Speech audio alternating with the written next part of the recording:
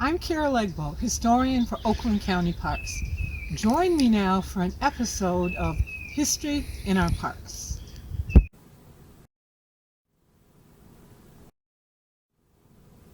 Lucinda and Her Daughters, an Independence Oaks County Park story. The 1877 history of Oakland County has lots of personal sketches, biographies. Of the 125 that are there, 0 are about women.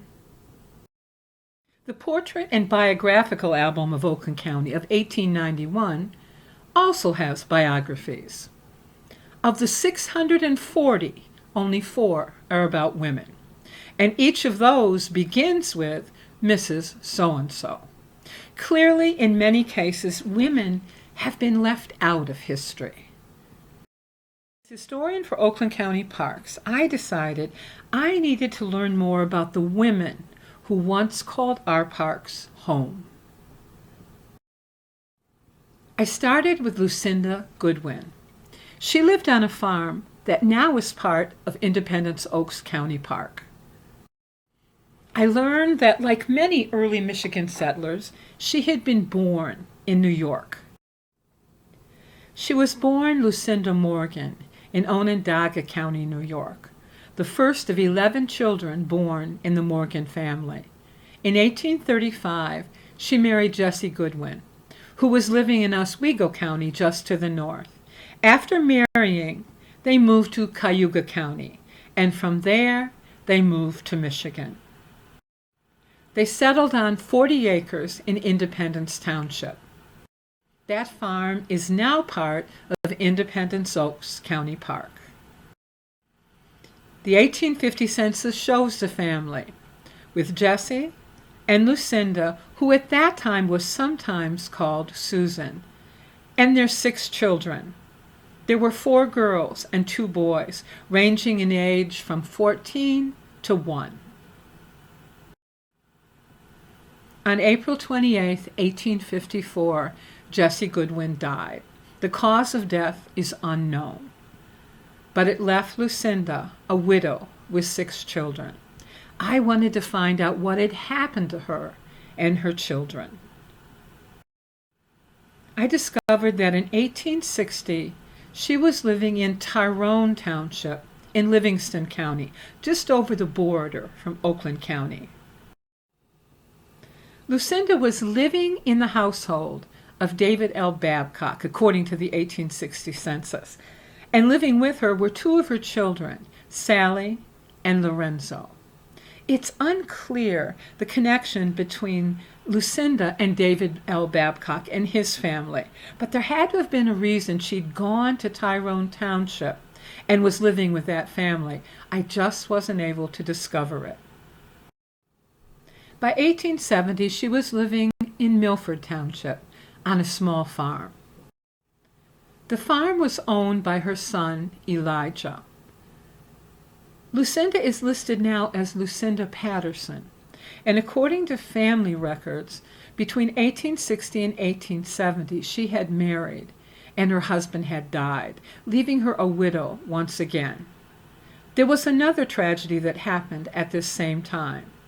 Her son Lorenzo was living in this same household, but just before the census was taken, he was accidentally killed when a shotgun he was leaning on discharged and killed him. By 1880, she was living in the village of Holly. She's listed there as keeping house and listed as being all alone. Why she'd gone to Holly, again, a mystery. Lucinda died in 1882 in Shiawassee Township of Shiawassee County. According to the death record, she died of dropsy. That was an old-fashioned word for edema or swelling of the body, and often was caused by heart failure or kidney failure. Why she was in Shiawassee Township was initially a mystery.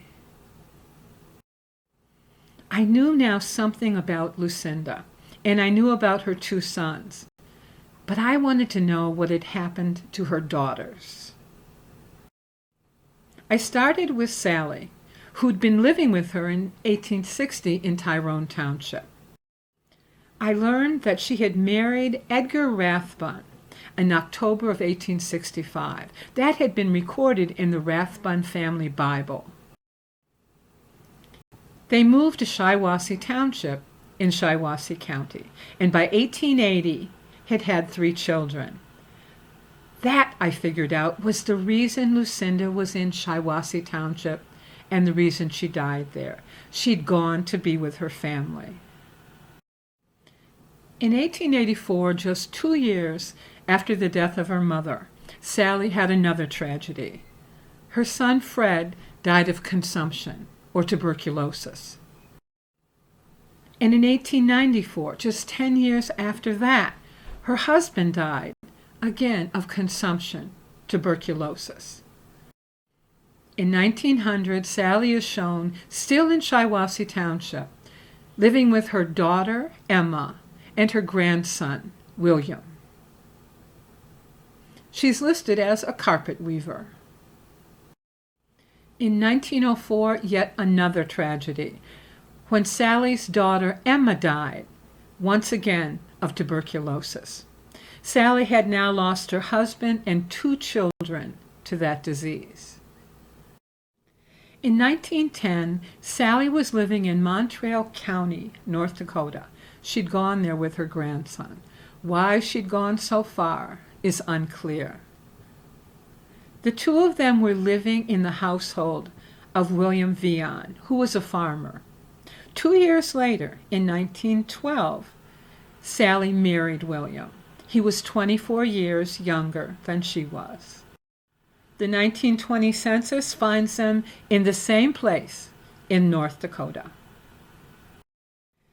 Sally died in 1925 and was buried in Fairview Cemetery in Montreal County, North Dakota.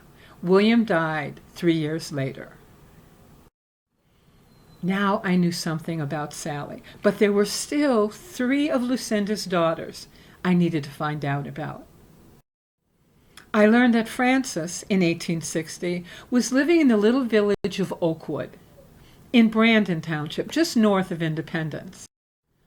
She was living in the household of Reverend Edward Branch and his family. He was the minister of the Congregational Church at Oakwood. After 1860, I could find out nothing more about Frances. After her father died, Anne was living here, just about 2 miles from where she'd grown up. She had married Edwin Austin, and they had a small daughter, Mary. But after 1860, Anne disappears from the records. And Lydia remains a complete mystery. Except for her listing in the 1850 census when she's with her family, I could find out nothing more about Lydia. A reminder of how difficult it is sometimes to research women. Lucinda and her daughters. Stories of tragedy and resilience and mystery. So when you're at Independence Oaks, maybe taking a walk, stop and remember that once long ago, Lucinda and her daughters called that park home.